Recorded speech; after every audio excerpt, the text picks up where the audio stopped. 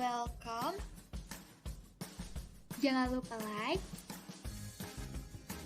dan subscribe. Bismillahirrahmanirrahim. Assalamualaikum warahmatullahi wabarakatuh.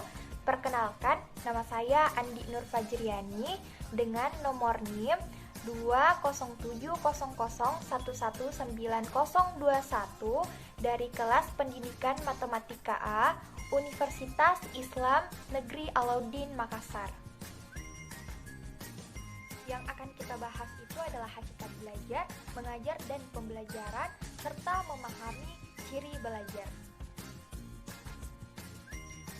Nah, apa sih sebenarnya hakikat pembelajaran itu? Menurut Lindgren, belajar adalah sebagai proses perubahan tingkah laku yang relatif permanen, dan perubahan tersebut disebabkan adanya interaksi individu yang bersangkutan dengan lingkungannya. Klasifikasi hasil belajar menurut Benjamin Bloom, Nana Sujana 2010-22-23, yaitu yang pertama, ranah kognitif, berkenaan dengan hasil belajar intelektual yang terdiri dari 6 aspek yang meliputi pengetahuan, pemahaman, aplikasi, analisis, sintesis, dan evaluasi. Yang kedua itu adalah ranah afektif, berkenaan dengan sikap yang terdiri dari 5 aspek yang meliputi penerimaan, jawaban, penilaian, organisasi, dan internalisasi. Kemudian selanjutnya itu yang ketiga adalah ranah psikomotorik, berkenaan dengan hasil belajar yang berupa keterampilan dan kemampuan bertindak, meliputi 6 aspek yakni gerakan refleks, keterampilan gerakan dasar, kemampuan perseptual, ketepatan, keterampilan kompleks, dan gerakan ekspresif dan interpretatif. Kemudian, menurut Saud tahun 2008 mengemukakan tujuan belajar, yaitu belajar pertama, belajar bertujuan mengadakan perubahan di dalam diri, antara lain adalah tingkah laku. Kemudian selanjutnya, belajar bertujuan mengubah kebiasaan dari yang buruk menjadi kebiasaan yang baik. Kemudian selanjutnya, yang ketiga, belajar bertujuan untuk meningkatkan keterampilan atau kecakapan. Dan keempat, belajar bertujuan untuk mengubah sikap dari negatif menjadi positif, tidak hormat menjadi hormat, benci menjadi sayang, dan sebagainya. Dan yang kelima itu, belajar bertujuan untuk menambah pengetahuan di dalam berbagai bidang ilmu. Selanjutnya kita bahas mengajar dan pembelajaran. Menurut Nana Sujana, mengajar adalah proses memberikan bimbingan bantuan kepada anak didik dalam melakukan proses belajar. Pembelajaran adalah suatu kombinasi yang tersusun meliputi unsur-unsur manusiawi, material fasilitas, pelengkap, prosedur yang saling mempengaruhi untuk mencapai tujuan pembelajaran. Atau dapat disimpulkan bahwa hakikat belajar mengajar adalah proses pengaturan yang dilakukan oleh guru untuk mencapai tujuan pembelajaran yang telah disusun.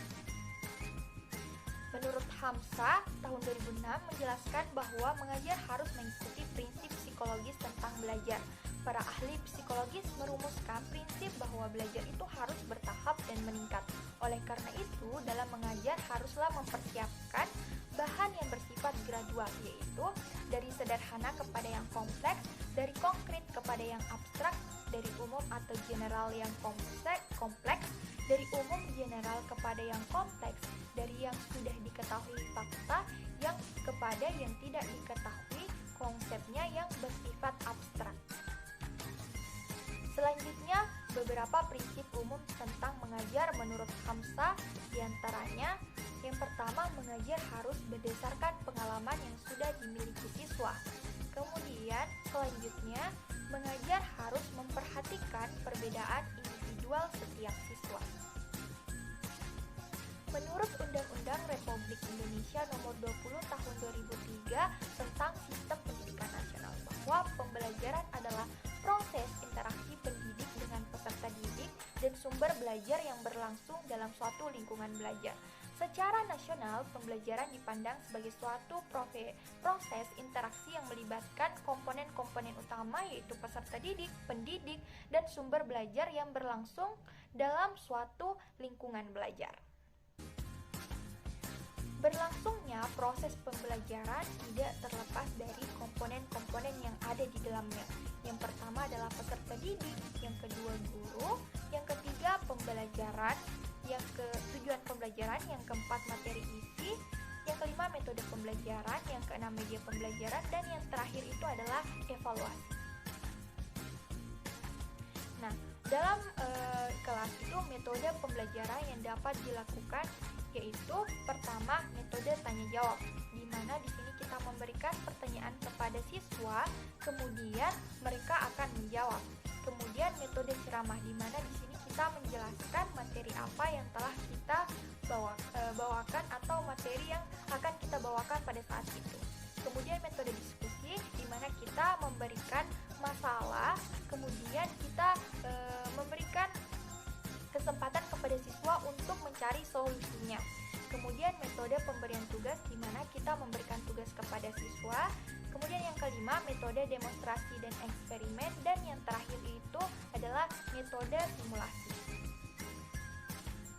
Kemudian kita harus yang selanjutnya mengenal ciri-ciri belajar.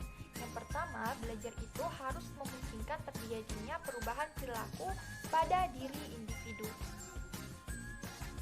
Kemudian yang kedua yaitu perubahan itu harus merupakan buah dari pengalaman. Kemudian selanjutnya yaitu yang ketiga, perubahan tersebut relatif menetap. Artinya bahwa perubahan yang telah kita lakukan itu dilakukan secara terus-menerus. Nah, terima kasih kepada teman-teman yang sudah menyaksikan video pembelajaran ini. Jangan lupa di like. Assalamualaikum warahmatullahi wabarakatuh.